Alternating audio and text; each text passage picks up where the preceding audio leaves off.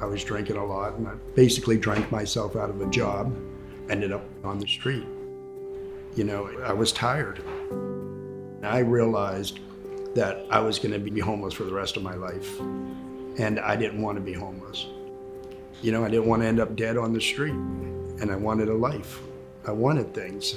I wanted a job. I wanted friends. And these are things I never had. But I drank too much. It interfered in everything I did, and I didn't care. I had to make a decision on what I wanted, and I knew I wanted sobriety. When Dan came to us, he was angry. And it probably took a couple months before he even felt safe talking to me about what he was dealing with. And when he started to open up, we started to really dig deep and look at the underlying traumas that were causing the symptoms that we see outside of him. That's when I really noticed a shift in him, when he really started leaning in to the gospel message and trying to repent, to turn away from the self-destructive behaviors that he'd been engaging in. It was a challenge because I didn't trust anybody. Nick was always there for me. I started to feel comfortable. I started feeling at home. I felt love. I felt, that people did care. It's a hard thing, to ask for help.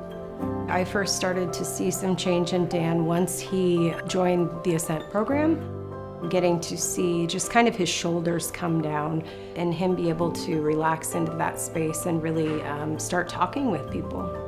Dan has huge impact here. I get the pleasure of working with him and just being able to see him shepherd and guide his peers as well as our guests into this deeper sense of relationship has really made a huge difference here. Today I discovered my purpose to help other people, to hopefully help people find what I found. I'm going on 40 years of sobriety. That's the longest I've been sober since I was 12 years old. That's insane. I want them to know that there's another way. Sobriety is possible. There is hope. I'm living proof of it. Dan feels led to use the story that he's been given and use the testimony that he's been given to give back to his community in a meaningful way. The story of Dan didn't happen by itself or by accident. It happened because a donor wrote a check and it turned into a Dan Blue. We can't do this without your support, without the support of the community. Lighthouse Mission saved my life.